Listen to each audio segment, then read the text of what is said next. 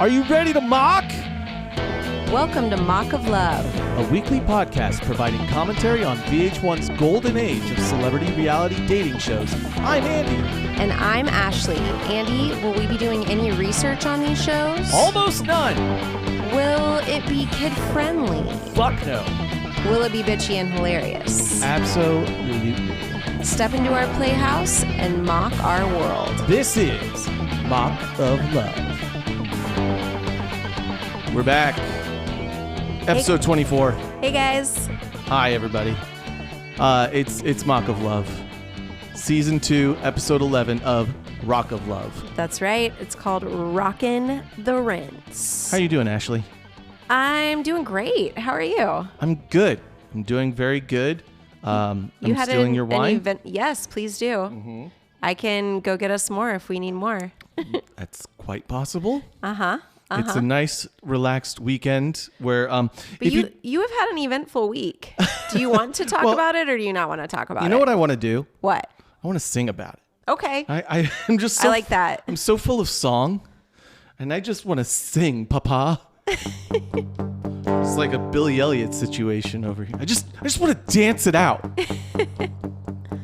Please, I want your body, let me inside. I'm a sweet sterile plastic here to save your hide. Hey, don't get weird about all of it. I'm just a new best friend with benefits. Please, let me be your chest port of love. It's perfect. Was that good? It's like sexual, but about a piece of plastic. I'm here for it. And what piece of plastic am I talking about? Your chemo chest port. That's right. I gotta installed. Yeah, implanted. It's weird. Installed, I guess. Yeah, I keep It's not hardware. knowing how to describe it. It is a weird process. thing to describe. Yeah, it's a weird thing to have something foreign that just is hanging out in you. Yeah, I can only imagine. It's this. I've never used a butt plug, but this is liar. This is not where I imagine that is more familiar than what I am currently experiencing. Yeah. This is chest port. They put it right under your skin, near your chest, on your chest, and they hook it up to a vein, so you don't have to keep stabbing my veins. Yeah. So like as he's getting chemo treatments, they just sort of like you still have to get a hole poked, but it's not like into a vein. It's not like an IV. He doesn't have to get an IV started. Yeah, exactly. Every time. Exactly. They're not fishing for a vein. There is just a big target that they hit 100% of the time. Yeah. And it feeds right into the vein. Yeah. So that's pretty what I've got. cool. But and I told you I gave him a name. Yes. I named it because I'm having to kind of be okay with it, and it's hard to be okay with it. But I like had a meditation moment today where I'm like, I bet Mega Man, when he beats those bosses and gets those cool power-ups, it feels a little weird. Yeah. And Are like, you the Mega Man in this scenario? Clearly. Yeah. Why would I make somebody else Mega Man in this story? It's me. So I had to pretend that I was Mega Man and that I was getting equipped with the new boss fixins. Oh no. All the fixins from that last boss. God, you always give me the heebie-jeebies when you do that bit. And we'll go in behind the bit later. But I had to realize like I need to be okay with this, and Mega Man would be okay with this. So I realized like what do you do if you want to become better connected with something that's maybe off-putting? You give it a name. Mm-hmm. Right? Like maybe you've got a pet. It's endearing. It's like, yeah, and it's like you're like, do I want to get attached to this pet? But the second you name it, right, you're attached. Right. That's your chest port. It's my chest port, and his name is Portimer. Portimer. Porty. Doesn't roll Porty for short. And then he texted me that today, and then I texted him back a photo of the Trading Places guys. Which I'm so glad you texted me the Trading Places guys instead of Rick and Morty. I was like, it's Portimer Duke. Yes, that was a good pull. That was a way better pull than if you were a Rick and Morty bro. Like that cartoon is fine, but boy, have I had enough of it. I don't even think I've watched it ever. I had an ex-boyfriend that was super into it. Says all you need to know. What kind of boyfriend was he? An ex-boyfriend. Hey, let's get into it. We're watching Rock of Love, season 2, episode 11, as we said. We are. And what's it called, Boo? I already told them, but I'll remind you. It's called Rockin' the Rinse. Not my favorite. No. I mean, not to say that this show doesn't have, titles that aren't our favorite from time to time. They can't all be winners. Yeah. Rockin' the Rinse are they rocking the rinse? No. And the rinse is like totally like 90s slang. Very dated. Yeah. Yeah. Even for when this aired. When this aired, that was a dated. That was still old as fuck. Yeah. Yeah. they lost the young writers in the room that day, and they're like, what's a name that would jive with the kids? Rinse. And once again, I don't really understand why he's meeting anyone's parents, but here we are. Here we are. Yeah. I feel like there was more women in the house when they had the parents last time, or am I crazy? Yeah, I don't think you're crazy. Yeah, but we're down to 3. We got 3 girls. Yes. And Big John comes in with like cleaning buckets first thing in the morning. So they're all kind of confused. They're like, what? Okay, I guess. What Daisy says is, alls I can think about is what's going to go on. Alls I can think about. She does that a lot. Have you noticed that? Alls I can think about. Alls I want. Alls I want. I don't know. I haven't noticed, but now it's going to be cute, but it's also like totally. I was going to use the word ghetto. Is that a canceled word? Ooh, I'm going to censor that for you, Ashley. You're going to go back and cut that one. To keep really? I don't know. I'm pretty sure it's cancelable. Okay. Yeah. Sorry. Not that word. I take it back. It's okay. We're here to grow and learn. Always. That's why we watch trashy reality TV from the mid 2000s. Yeah, they're really politically correct. Yeah, clearly. But yeah, so alls I want to know is what's going on. We're down to Daisy, Amber, and Destiny. Yeah.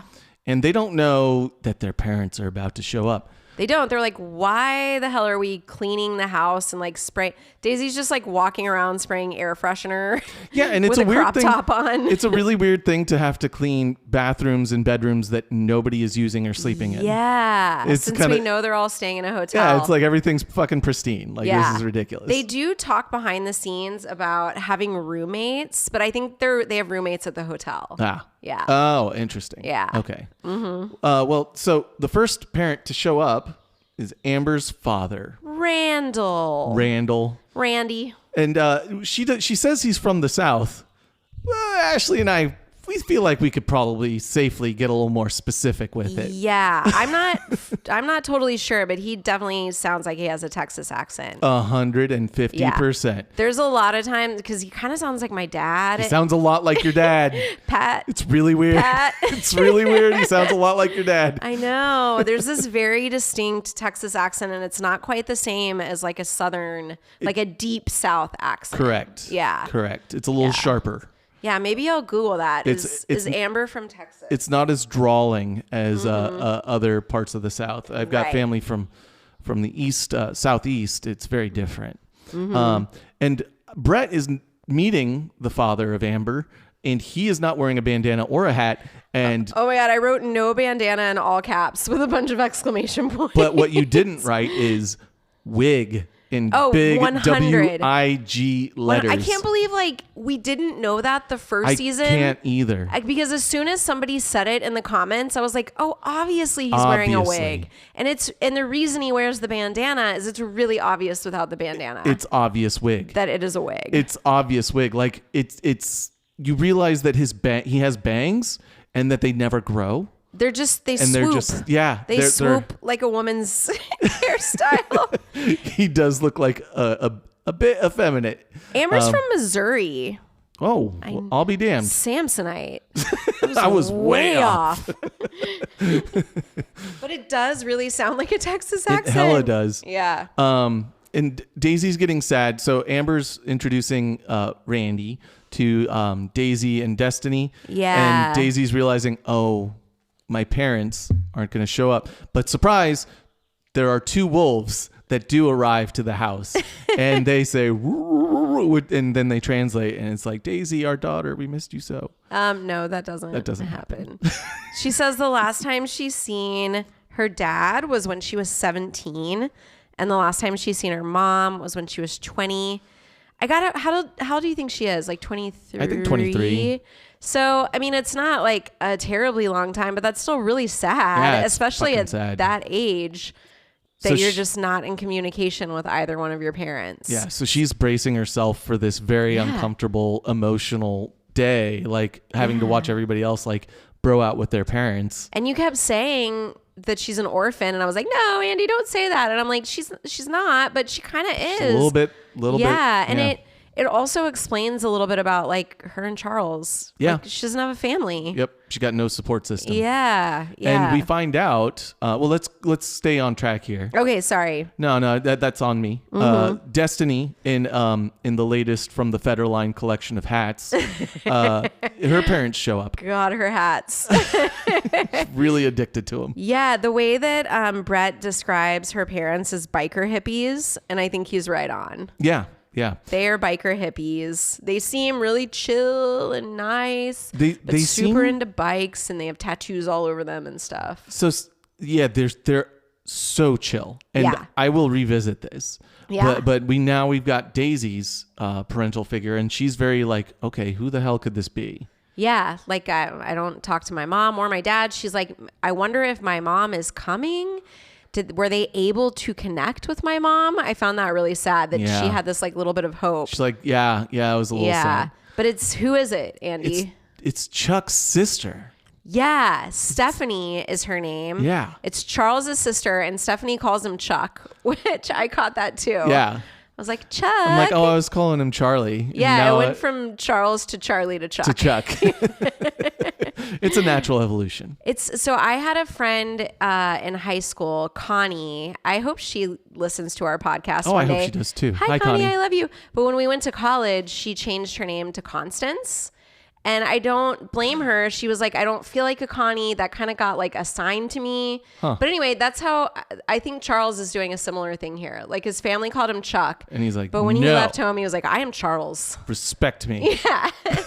Yeah. I am a grown man with a grown man name. So yeah, she's really close with Charles's sister, and seems very emotional and worked up about that. So it's very sweet. All these tender moments. It's a very heartwarming episode, and we're about to get into the more heartwarming, very special episode kind of material.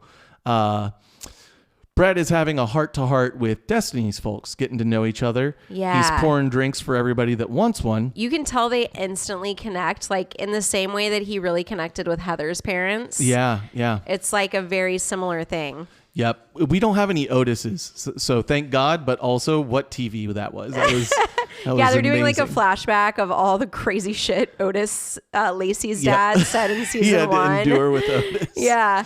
Because I think universally we were all like, who the F was that dude? Yeah. Where did he come from? So Tommy, Destiny's father, Bret's offering him a drink, and he says, oh, I don't drink. And why doesn't he drink, Ashley? Because he has, I guess, very advanced liver cancer, and they have given him until March, which Bret clarifies that's like less than 6 months from wherever they're at right now. Wow. Yeah. Big hit. Dude. Big oof. And he doesn't look that old. You know, he looks like maybe in his early 60s. Yeah.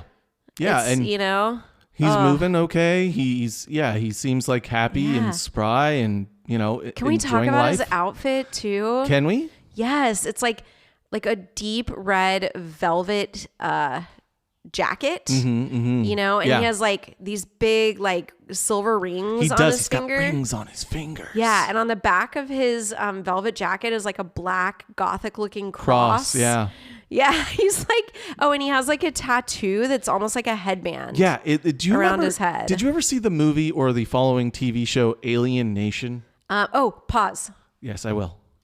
No, I have not seen that. Okay, so the aliens in that show, they have tattoos that are very similar to this. It's almost really? like so it's it's like a birthmark for the aliens, but it's sort of a tribal almost looking kind of tattoo. It looks like leopard spots. Okay. Going like in a crown. Well, his do. His Tommy's does, do. yeah. Yeah. Uh-huh. And it goes in like sort of a crown. I thought you meant that on the I kind of want to pull too. up. Well, yeah, they do. They do. Here, I'm gonna go ahead and just like do a little quick search.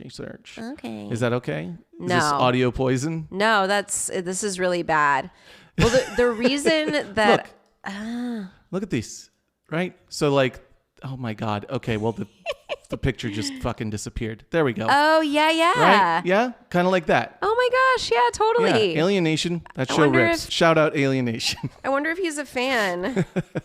Anyway, Tommy is his name. I don't think we ever learn her mom's name. I don't think we do. I don't think she ever says a goddamn word. I feel like she's got a lot on her plate. That's true. You know? That's true. And I do think they wanted to sort of like feature or focus on Tommy, which makes sense. That makes a lot of sense. Like these are probably the last few months that Tommy and Destiny have together. Yeah. So it's a lot. So moving on with the get to know you. Mm-hmm. Bret wants to get to know them over the course of a barbecue. Yeah. Well, and the reason I was like pause is I feel like hey Andy. Yes, Ashley.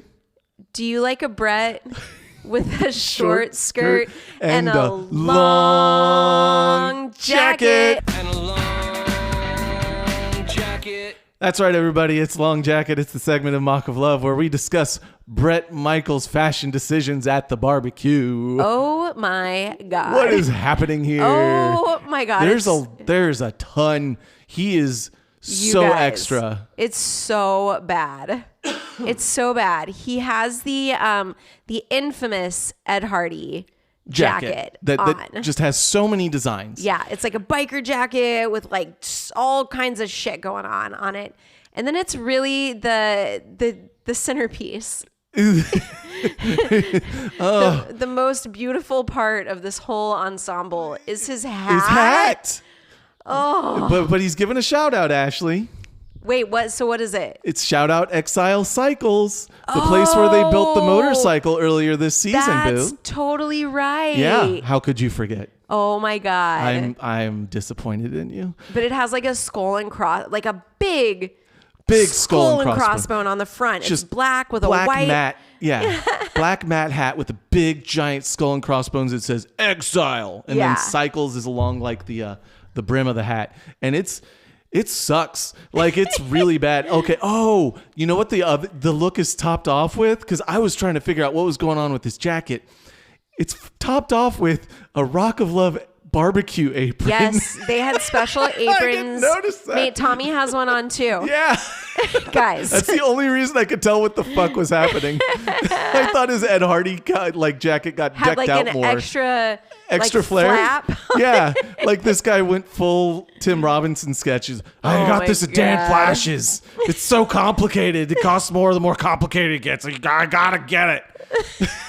It's so wild. And his jeans have like holes in both of the knees. Rips from where he's been S-ing that D. Oh, whose? But this Ed Big Hardy John's? jacket. Oh, okay. Big John's. This Ed Hardy jacket has playing cards.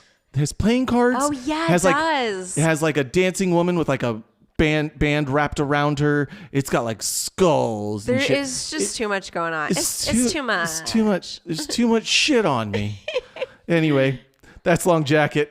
I was hoping you agreed with that long jacket. No, I was that there was because Elimination, his outfit's like whatever. It is whatever. Yeah. This outfit is wild. Hey, guess who joined us for the podcast?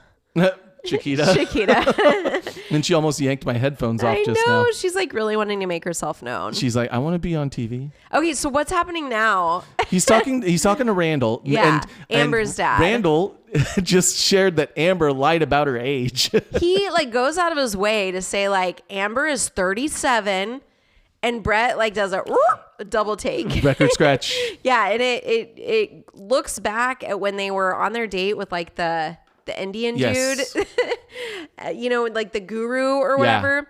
I wish I could remember his name. I can't remember it. Yeah. And she says to Bret at that time, I'm 32. So they like have receipts for her like lying about her age. Okay. So here's the question I have for you. Okay. Do you think that Amber is lying about her age because of her job, or like, what do you think about this? I don't know. Yeah. He makes a big deal out of it. I think so what was interesting is somebody backs her up later and says like, oh no, Randall, I think, backs her up and says like, oh, we talked about lying about her age to the other girls, not to you. And so I think she slipped out of character and she's lying to the other girls about. She just thinks have it'll you be met Megan? Ammunition. Yeah, have you met Megan? She'll take every opportunity to point out her age. He's 44. He's That's 44. what's annoying to me. Yes. So my other question is, do you think Bret cares that she's lying or that she's 37? Old. Just absolutely falling apart. Because old. he No, like really takes issue with this, and he makes it about like, oh, she was telling a lie. And it's like, I don't know that it's about that for you. Yeah, exactly. Because listen, a lot of women lie about their age. It's true. So why is this like, I think she's a liar. A lot of guys lie about their age, Ashley. Frank. This is the second time we've called him out on this podcast. If you swipe right on a Frank, ladies, he's not 40. He's 44. I think he's older than that, actually. Yeah, he's right. Yeah, that's right. Yeah. Anyway. But anyway, it is. He is making an awful big stink about it. And I think it is like, I want to date young babes. Yeah. I'm like, she is age appropriate, bro. Yeah. I don't know. I thought that was funny. I was like, I feel like he's trying to play it off. Like it was about the lie, quote unquote. Right. But no, it's not. It was. It's like, oh, she's old. It was manufactured drama. Like the fact By that. the way, guys, 37 isn't old. I'm saying what's in Bret's head. It's not at all. And it was 100% manufactured drama. There's a couple pieces of fairly manufactured drama, and they get squashed so fast. I know. Because we're down to 3 women, and they got to find something. Yeah, and none of them are Christy Joe, and none of them are what's the other real problem child that had tons of drama? Daisy? I guess Daisy. Anyway, okay. But yeah, it's just there's just not enough to hold viewer interest, and that's why it feels like a very special episode of Rock of Love more than anything. Maybe that's why they had to bring the parents in. That's why they had to bring Heather in last episode. Spice it up. They're just like, these girls are fine, but we can't, like, this show cannot be carried. Yeah, there's not enough people creating. Oh, Megan would create drama. Right. She would go out of her way to. That's true. Now they're eating together, and Destiny is making very, very boring jokes about chicken breasts. I was like, this isn't even funny. But she keeps saying it. She's like, I'm going to move my breast. Here's my breast. It's a big breast. And Bret's kind of like chuckling, but then she does it like 7 more times. And it's interesting that most of these people, most people in general, would become more, reserved around their parents. Right. And she's just like going the opposite way. She is absolutely more out of her shell than ever around her parents. I noticed that too. Like there's a scene later where there's a scene right now. Oh, it is right now. Yeah. Yes. So first of all, what is happening? What's going on? What's going on? After dinner, Bret is like, hey guys, I have an activity planned for everyone. And it is to go into this movie room at the house. What are they going to watch? They're going to watch a Bret Michaels band tour They're video. watching Poison. They're watching Poison. Oh, it's Poison. It's a Poison concert. It's a concert DVD. Or something. It's like, hey, come watch videos about me. It's so reminiscent of it's the making of Bret Michaels. It's giving the pool date from the first season where he like put a couch by the pool and said, played. Here's a date. We're going to watch me do cool shit. And it was like literally the first image on the video was a baby photo of him. Yes. I grew up. It was like... It was so wild. It was like his Wikipedia page. Yeah. Anyway, he's so full of himself. He is. So, but during this Poison concert that they are all enjoying, everybody's sitting and politely watching the concert to humor Bret because this is fucking weird, right? It's weird. Even the parents are like, I don't care. What are we watching? And Destiny is having a good time though. She is acting like she's front row at the concert. She is. Dancing, thrashing, writhing on the ground. Like stripper dancing. Yes. She is like stripper dancing in front of her parents. And all the girl. Amber's like, she's like holding Bret's hand and watching the yeah, show like intently. sitting there watching, like, what is Destiny doing? But Being it's real weird. It's kind of going to show what ends up happening in this episode, which is like Destiny is a huge Poison fan. She's maybe veering towards groupie. Yes. Yeah. Just in life, like not just with Bret, but maybe in life, just kind of loves the scene, loves the energy, loves the music. And she even said, like, this behind the scenes stuff that I watched. Well, you were watching a little bit of it with me too. She even says, like, I was a huge Poison, huge Bret Michaels fan. Yeah. So specifically loved his band. Yeah, which fine. Yeah. But, you know, which it's, what is it? It's a chicken egg situation, you know, like, are you here because you love Poison or are you here because you love Bret? Right. You know, like, and the answer I think is fucking, she loved Poison, you know? Yeah. Yeah. But Bret just so happened to have a show. She wasn't like thirsting necessarily to be Bret's girlfriend. Right. Right. Anyway. I mean, and maybe she was, but only in the way that, like, oh, I'm dating the lead singer of Poison. Right. Not like, I actually like this man. Yeah. So Bret, Daisy, and Stephanie? Yes. Yes. Charles's sister. Chucky's sister. Chuck's. Chuck. Shout out Rainbow.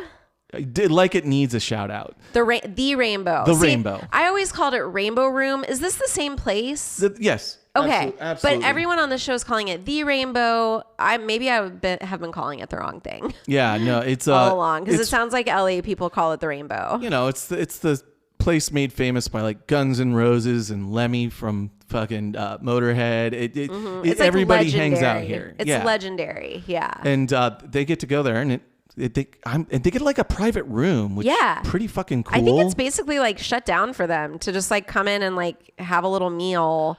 And Bret, once again, for the third episode in a row, like can't get over. What's he want to talk about? Cannot get over Charles and Daisy living together. And I'm like, okay, fine. I get it. It's weird. But why haven't you let her go now?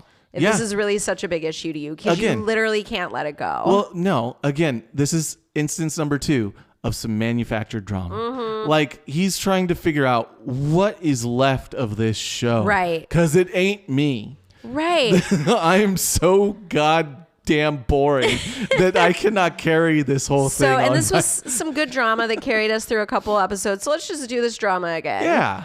What's going on with Daisy and Charles? And I get it. Like, the person closest to Daisy is Charles's sister. Eyebrow raise. But I also thought it was kind of shitty of him to like look down on her for that or think it was weird. Yeah. Because she doesn't have a family. Yeah. Yeah. So like that felt really gross when he was like, I think it's weird that like Charles's sister, her ex's sister is coming here. It's like, you don't really care about this girl. Like if you knew that like she could not get her mom and dad to come if she wanted them to, or her fake uncle, then, you know, like, fuck you, Bret. Fuck you, Bret. Yeah. Once again, fuck you, Bret. Yeah. But Stephanie does, apparently for the third time, appease his concerns. Yeah. And honestly seems to kind of put it to bed, pointing out that like, oh, there was cheating in the relationship and I got it, babe. There was cheating in the relationship and there was no more emotional attraction. So there was no physical chemistry for her to want to bang. And Stephanie said something that I thought was interesting. She was like, because Bret's like, I don't understand how that they've been living together for 2 years. I just am not buying that they haven't bumped nasties, you know, like, and Stephanie says, well, you're thinking like a man. Yeah. And I thought that was like spot on because remember last episode, you and I kind of had differing views on it. You were like, yeah, I could see them living together, but not wanting to get together. Yeah. And like you couldn't see it. But I think from a woman's perspective, it is very easy to turn that off if you lose that that romantic emotional connection. It's just like, nah, you know? Yeah. I don't know. Anyway, I thought that was interesting. And then, so talking through it that way, Bret is finally, I guess, on board with the idea that like maybe put it to rest. Yeah. Yeah. Maybe. Yeah. He says Stephanie like seemed truthful. He trusts her. Yeah. Yeah. Well, back at the Hall of Justice, while all this is going down, Destiny is talking to to Randy and Amber. And Randy's not like thrilled about the whole show, about Bret, about any of this. It seems he's like, oh, this sucks. And Destiny is talking about what a great time she's having. And also Destiny starts talking about her future. And at no point does she mention Bret in her future whatsoever. Right. They're both like, okay. Yeah. She's really getting into like, this has been a great experience. Yep. But there's no real talk about like her feelings for Bret. Yeah. And Amber picks up on this. Yeah. Which I struggle with all of this because do they not all know at this point that he's not here to actually find love? They don't. I think somehow you're right. It's been hidden from them. Yeah, they get tricked. Yeah, I think Amber does seem like really into him, and Daisy obviously does too. I think they learned from season 1, like with Lacey knowing so early that, hey, this could present problems in the integrity of the show and in the in the viewers' suspension of disbelief. Right. Like it can't be a total joke. Yeah. We still they think like total joke. They think this like is still for a us shitty Bret show, but to be invested, we have to like really think that he's looking for love. It's a very like dated way of looking at reality shows. Yeah. Like there needs to be that like that bachelor element. Yes. Like, oh, I'm really here for love. And I want to get married to you. Yeah. And now we know, like years later into reality television, that it's all BS, basically. He's been still hanging out with his baby mama. Yeah. Off and on in between these programs. Yeah. And it's not like, we were just watching some of Lacey's podcasts before we came down here. And he's not there for love. No. They all know it. Like he's there to make a good television show. Yep. She just said that on the podcast. Yep. He's there to make an entertaining television show. And that's that. I mean, he doesn't. Mindless Entertainment does. The what is it? 13 Minds or 31 Minds, the name of the production companies involved. They do. Right. Bret, you're just there, man. Like, just sit down. He's like the straight man. Yeah, exactly. He's the Ted Mosby of this fucking show. Yes, yeah. Oh, I'm losing you a little bit. Oh, nope. Okay. Yeah, that's better. Yeah. All right. It wasn't that bad. You're good. I have mic issues, guys. Sorry. Yeah, if you guys hear any extra echo, we are working on that. It's part of being in the new office. We need to like dampen the sound in here. The new Mock of Love Studios. Yeah. Anyway, so now we are on to the next date. So we finished Daisy's date. It's the next day, and there's going to be 2 dates today for Destiny and Amber. And the first one to get their date is Destiny. Yes. And her folks. And Tommy, an unnamed mother. Who is an absolute angel. Yeah. So let's make it clear. It's not that we don't care. It's that we don't know. I would like to know. That's what I'm saying. Yeah. I would like to know more about Destiny's mom, but that's okay. Before they really start going on this date, is that Stephanie? Yeah, it is. Yeah. So Destiny's who looks dad, a lot like Meryl Streep. Yes, she totally does, especially in this light. Yeah. But did you notice she's wearing like a robe? Yeah. And I'm like, did they go out of their way to ask her to pretend like that she slept in the house? There. Yeah. So anyway, they're Bret's date with Destiny and her parents. Say that again. Isn't that fun? What? It's just so interesting to name your kid Destiny because Bret has a date with Destiny. It's just such a wild thing to love it. It's like it's very ambitious to name your child these cosmic concepts. This is my daughter, Fate. Yeah. Oh, she smiles upon thee. Anyway, I like it. Bret's date with Destiny. Sorry, babe. Oh, no. I just heard you say it, and I'm like, isn't that fun? No, I liked it. Say it again. Yeah, I liked it. So they go out. They're going hog riding. That's right. Because Destiny's dad loves him some Harleys. Yeah, like when he came in, he was like commenting on Bret's bikes. I guess maybe somehow he saw some. Because he had some really nice bikes. Yeah. And Bret actually drives a bike down the hallway of the house out the front door to go on this date. Yeah, and I'm I thought that was kind of fun. Yeah, and I'm like, okay, all right. So what's the mansion gonna fucking build them for that one? I bet it was done like it looked like they had carpets laid out. And Probably. stuff. Yeah. It was completely staged, right? They're just standing there waiting, and Bret's like at the end of the hallway, and then 3, 2, 1. Okay, Bret, drive slowly down the hall. Yeah. Anyway. But Tommy is ecstatic. Yeah. He's so excited about this date, and he doesn't have a lot longer to live, so it's actually like really cute. Yeah. That they're doing this like thing that he really loves. And when he's talking to Stephanie, he shares that like when he had Destiny, as much as he was into his biker lifestyle, he sold the hog because he's like, is it Harley or is it family? Well, I'm going to go be a family man. So he sold his Harley. So like being able to ride that Harley with his kid, I think it was a big moment for him. Yeah, it's really cute. Felt very good. Where are they at? Where do they pull up here? Shout out Lucky Luciano's custom tattoo studio. What? That's not Ascension Tattoo in Orlando. It's not. And it's not the tattoo place where Heather and him went last season. I forget what that one was called too. I do too. We'll have to go back and But they are going to get a tattoo. Destiny's going to get a tattoo, I guess. Yeah. And I don't know if she expressed to production like, hey, I'd be down to get a tattoo, or if Bret just like brought them here and was like, hey, what are you thinking? But I found this whole interaction hilarious. Yeah? Yeah, because she, first of all, is like, I'm going to get like Rock of Love on the back of my neck. And Bret's like, giddy. He's like, ooh, yay. Oh, boy. And then after like a minute or two, she's like, okay, well, maybe actually just the heart and the swords. The 2 swords? But not like the words, because like, I don't know. I don't want it to be like too much Rock of Love. And so it's very clear that she does not want to commit to this idea of having Rock of Love. Unlike Heather last season, who got Bret tattooed on the back of her neck. And so Bret, who thinks that this is just something that's supposed to happen every season now, really taps into his inner Keith Raniere and is so fucking put off that she wouldn't get Rock of Love or Bret tattooed on her body. Keith Raniere. It's 100% Keith Raniere shit. It was gross to me. He was like, he's like what the fuck? Visibly disappointed. That it wasn't going to be like his name or Rock of Love. Like, he's an absolute narcissist, and it's disgusting. And he even like pauses as she says like, I don't know if I'm going to get Rock of Love. And Bret goes like, well, Heather.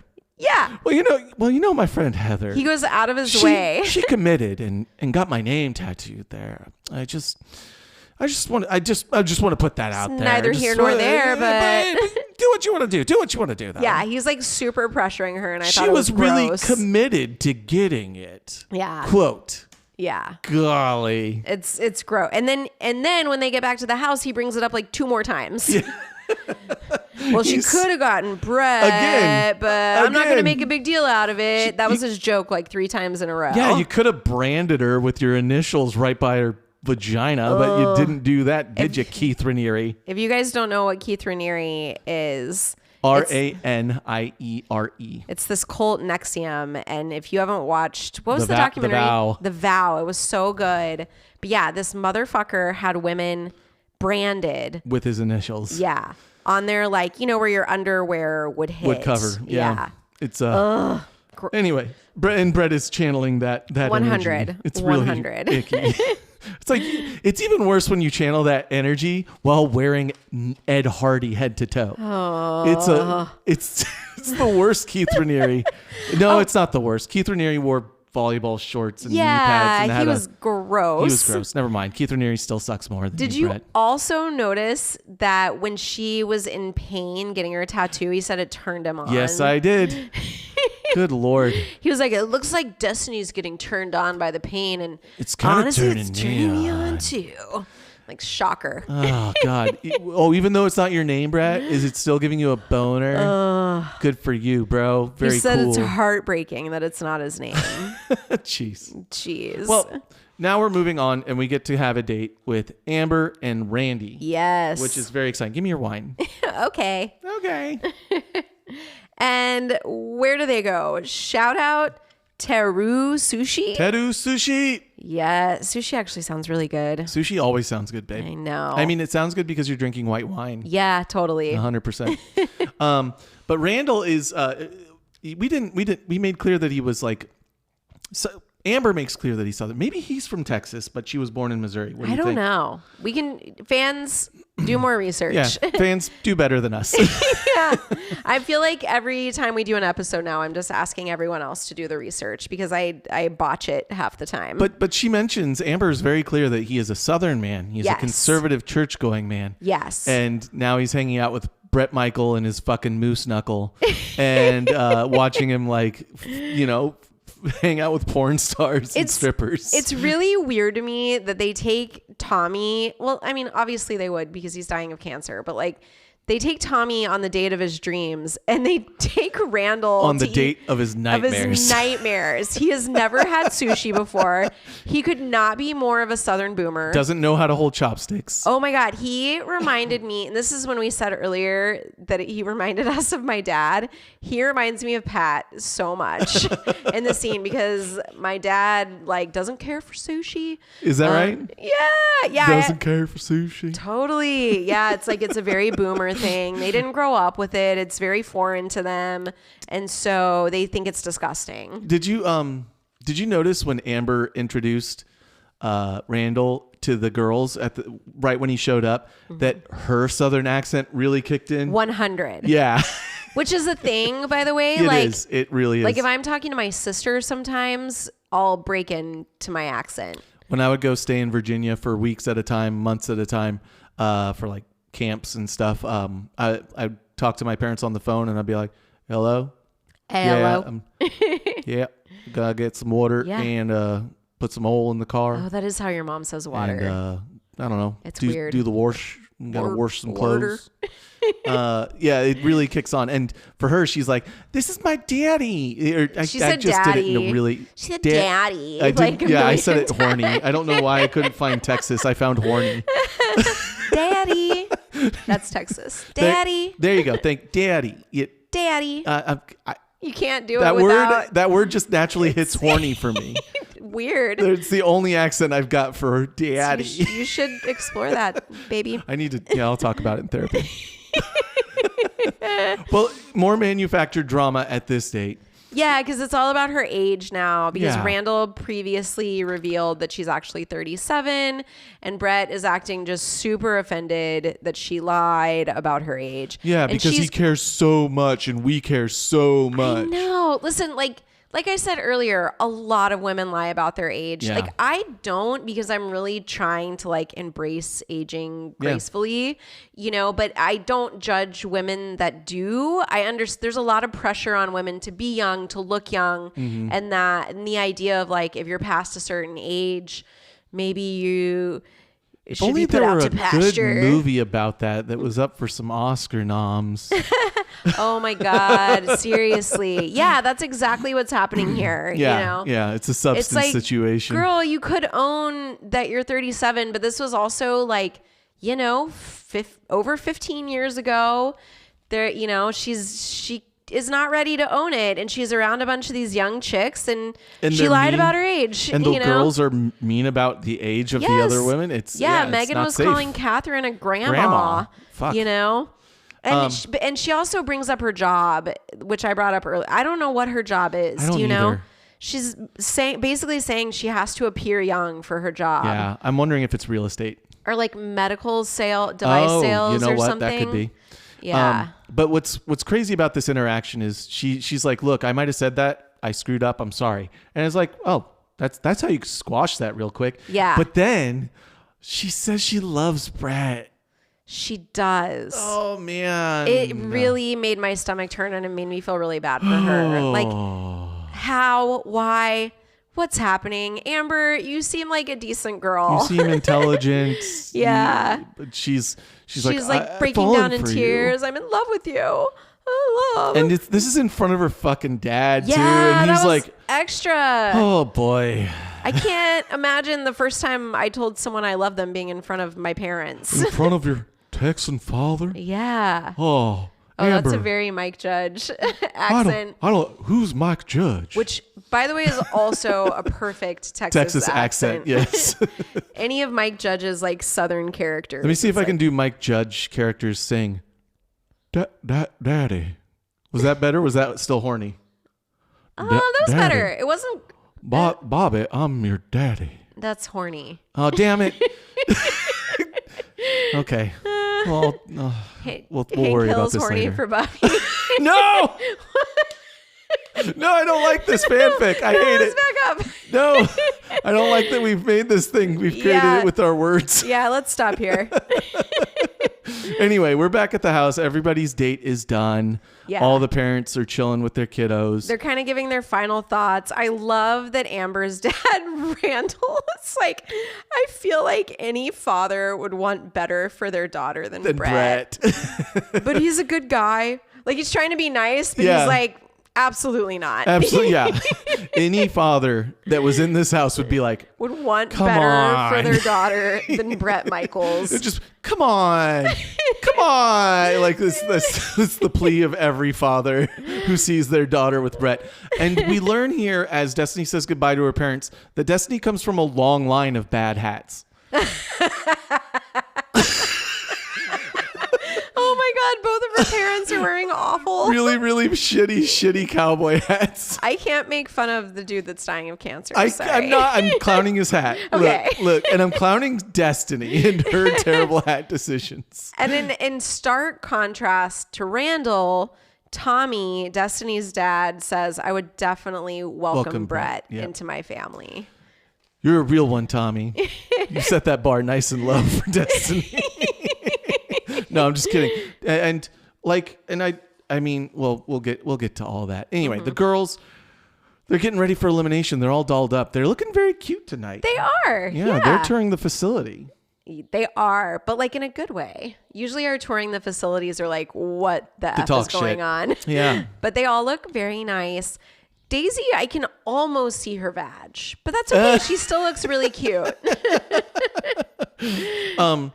So Amber is calling out to Destiny that like what she heard when Randall and Destiny and Amber were talking while Daisy was on her date, which is that she's liking the experience, but she doesn't really talk about a future with Bret. And Amber's like, dig into that. And she's doing the same thing that she did to Christy Joe, which is like, I have shit to say about you and I'm going to start crying and I'm going to be emotional about it, but I'm basically going to tell you how much you suck right now. Yeah. And I think it's gameplay. It's the gamesmanship. I think it's gameplay. She's turned into Boston Rob. Gameplay, not gamesplay. Sorry. No, she's a real gamer now. Yeah. She's ready Britney. for Survivor. She's Britney on Traitors. But she's better than her. Yeah. Anyways, but yeah, so what comes out is that Amber and Daisy are very much like, yeah, we're in love with Bret. And Destiny's like, I don't feel like I'm ready to say that. Yeah. Yeah. And she's like, fair. I can't say that I'm there yet. I care about him a lot. I think he's great. But it has been too short of an amount of time for me to say that I love him, which honestly is the most reasonable thing that anyone in this room has said. Yep. But fine. It makes her the pariah. Right. You freak show. How do you not fall in love with this man after 2 weeks? They're both basically like, don't take our spots when we're actually in love with him, which is fair. Sad, but fair. Yeah, and Daisy starts to list other celebrities like, would you be here if it was some other guy? John Bon Jovi or John Stamos, which I thought was like kind of a random. John Travolta? Or any Johnny John? Yeah, and Destiny says she can't say for sure if she would still be there if it was some other guy. So it does seem like it was a bit about the experience. Yeah. Not the man. Maybe about it being someone famous and being on TV and all of that. But now we're at elimination. Mm-hmm. And it's pretty, I don't know, like it's pretty short, but Daisy says, it's interesting. Bret's like talking about Daisy and, hey, do you have anything else you'd like to share with me? Because it seems like there always is something, right? Something always comes up. And Daisy's like, yeah, I do have something to share. Destiny sucks. It's amazing. It's like, I would like to improv a scene. Oh, okay. Yeah. Let's improv a scene. Okay. I'll start. I am here at the store and, Ashley, I believe you've written a poem about this store. You know, it's like saying that you want to, I'm going to volunteer for something and then throw somebody else under the bus entirely. Well, I also think it was just production knew that this conversation had happened and was like, okay, you need to say something to Bret about this. Bring it up. And then they told Bret, hey, you need to ask Daisy if she has anything to tell you. Yeah. You know? But that it's effective because she says like, hey, we're here. We're in love with you. We're committed. And then Bret calls her down and says, you know, I've got 2 girls that say they're in love with me. I got 1 girl that says she loves the experience. Yeah. But yeah. Yeah. And it sucks. Like Bret's really heartbroken because he had like a great time with her and her dad. And but it's fair. I mean, it's fair. All things being equal, like we're pretty sure he doesn't care about any of these girls because they're not Christy Joe. Correct. So it's like, well, if 2 are saying that they're in love with me, I'm going to get rid of the one that is not sure if she's in love with me. Yeah, it's honestly that easy. Yeah. But at the same time, Bret says it's the hardest one he's had to do. Mm-hmm. He gets weepy. He does. He walks another woman to the fucking foyer again, which he does. He's just getting used to walking women out. Yeah. He's all choked up. Christy Joe, he actually wanted to walk out. Correct. Megan, he was forced to walk out. He had to escort Megan out. So, but it does show that like he really had a soft spot for Destiny. Yeah. You know. Yeah. Yeah. So Destiny goes home tonight. And that is very sad. But Ashley wants to tell us about what Destiny's up to. Yeah, sure. I once again, if you guys on the Reddits want to give us more info, I didn't have that much time to get this together. But we did watch a little bit. When I kept bringing up Lacey's podcast, we watched an episode. It had to have been like 3 or 4 years ago that Destiny was on. Was recorded? Yeah, because they keep talking about pandemic. Oh, okay. Right. So I'm like, it was definitely during lockdown pandemic because Destiny was explaining that she was doing in-home care for the elderly, and she's been doing that for about 5 years. Now, I don't know if she's still doing that, but that is what she was doing a few years ago when she was on Lacey's podcast. She had a baby at some point. She did. They talked about that. I looked on her Instagram and she actually got engaged in December of 2024. So just a couple months ago. Yay. So congratulations, Destiny. She's honestly one of my favorites for some reason, even though like her anger issues were starting to wear on me this time around. I just think she's really beautiful and she's you do have really a crush cute. on her. Yeah. Yeah. She ended up also being on Charm School and I Love Money season 1. She actually, on Lacey's podcast, we learned some interesting tidbits, like, which she actually brings this up in this episode too, but she brings it up on Lacey's podcast that she auditioned for season 1 and did not get picked to be on season 1. And so then, for season 2, she, had done some job, like a bartending job for a private party, and her and her friend, super late night, went to the Rainbow. And she got scouted or recruited for season 2 there at the Rainbow. And when the lady came up to her to recruit her, she was like, nah, you know, I tried out for season 1. They're not going to want me. And the lady like really talked her into it. Nice. And then they ended up casting her for season 2. And she made it all this way. Yeah. Yeah. Her and Lacey also just a few other like fun, I think that's all I have really for her. Where are they now? I want to point out something. Do you see what I have here? It's the Wikipedia of Rock of Love with Bret Michaels, and it tells like the fate of all those who've been here. And so we have an entry for Destiny, right? We've got an entry. You know, here's Heather Chadwell, runner-up of season 1 of Rock of Love. Chadwell appeared in the second and third. Blah, blah, blah, blah. You know, I just want to skip down the list on Wikipedia's Rock of Love to Magdalena Wids. And her entire entry, Ashley, would you like to read it if you can? Appeared on season 1 of Rock of Love. She is Polish. Period. That's the entire entry on Magdalena. Everybody else has like a paragraph. And I swear, remember when I did her Where Are They Now? She is not locatable online. Right. Because I found she's like a criminal. A few pictures. Yeah. Mugshots or something. No, she's not. No mugshots. Magdalena? Am I Magdalena's the one that did credit card fraud. Damn, you're right. I'm thinking of Ina. Yeah. Sorry, I'm getting my Eastern Europeans mixed up. Poland, Ukraine. They have so much more they could say about Magdalena. I know, there's a lot to say, but it just says season 1 of Rock of Love. She is Polish. It's amazing. My bad, sorry. Well, anyway, on that note, did you have more about Destiny? Yeah. Well, not about Destiny, but there were just kind of like some fun behind the scenes things that her and Lacey talked about. She thought her and Lacey both think that Bret is an awesome human being, which I find it interesting, like the way people like Aubrey saying like, no, but certain people like really liked him and thought he was a good person. She said that she did not feel a romantic connection with Bret, that it felt like a brother-sister relationship. But she did think that Daisy and Christy Joe both had real feelings for Bret. Now, she's not sure about Amber. She basically says Amber was quiet and reserved, and Aubrey said a similar thing about Amber. Like, nobody really understood how she got so far. Huh. So I don't know. Mario Kart. Lacey also talks a lot about Daisy and how she's not a fan of her. That's right. That Daisy is a flat earther. And then Destiny comes back and says that they were roommates, for this season, which like I was saying earlier, I think it's like roommates in the hotel. Yeah. But she said she really actually liked Daisy and like got along great with her and thought she was sweet. But then the reason she kind of turned on her at a certain point was the Charles thing. She thought it was weird that she lived with her ex-boyfriend. And did not disclose these things. Yeah. She also said Daisy spent the night with Bret in Vegas. Or at least that was the rumor. But Daisy is also saying I slept with him 500 times. So I don't think that's a huge surprise. That's not a big surprise. Yeah. That might be it. Yeah.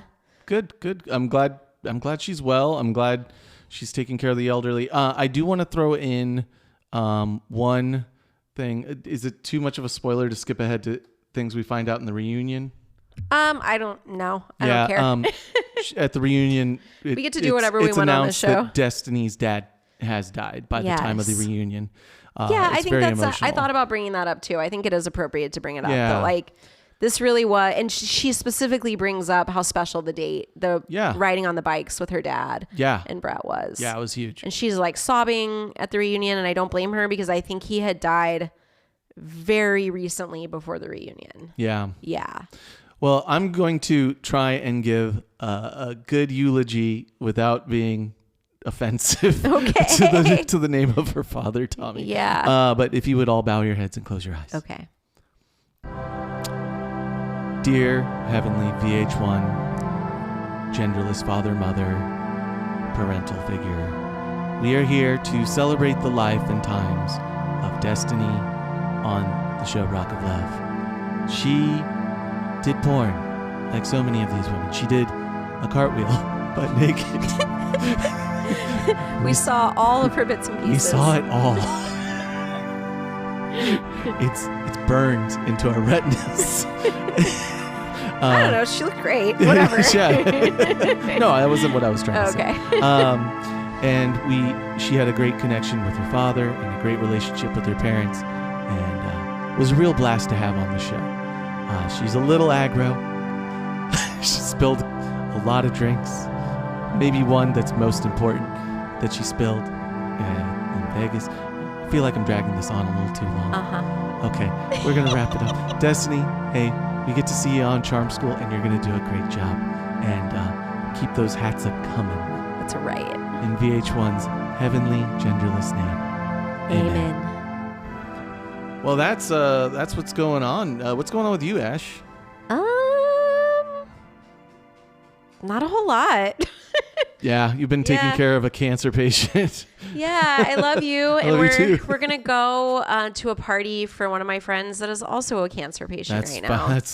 What a time to be alive, guys. Yeah, guys, make your doctor appointments, get checked up. And for the love of God, speak to your local representative about getting the EPA back up and running and Clean Water Act restored and whatever the hell is causing all this shit. Like, the environment is a big part of it. And our food, I think. Yeah. I'm no doctor, but I'm like... Food probably too. Yeah. And then, I've been enjoying your company as you escort me to all these appointments. I love you so much. Thank you so much. A little house cleaning for us. Hey, please don't forget to like, share, and subscribe to Mock of Love and leave us comments. Send us your memes, whatever else you want.